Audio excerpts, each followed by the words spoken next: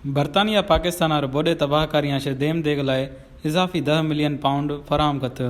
हमें सिलसिलो में बरतानिया वज़ीर ममलिकत बराए जनूबी एशिया लॉर्ड तारिक अहमद मर्ची पाकिस्तान पहुंची। बरतानवी वज़ीर वही दौरो में अहम हुकूमती शख्सियात, कम्युनिटी लीडर्स और इमदादी एजेंसियां मुलाकात कत।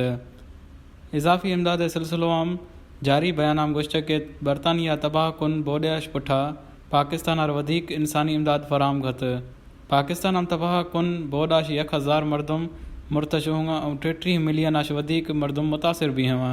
विंबलडन FCD और मिनिस्टर लॉर्ड तारिक अहमद वधिक 10 मिलियन पाउंड इंसानी इमदाद ऐलान किया।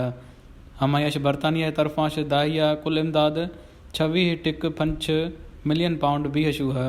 इजाफी इमदाद फौरी तौर सरा ज़िंदगी बचाने व ज़रूरियात सरा खर्च भी हैं। हमारी हम आफाश पैदा भी और बीमारियाश बचक लाए पनाह गाहीन आप और साफ़ सुथराई फरहमी शामिल था।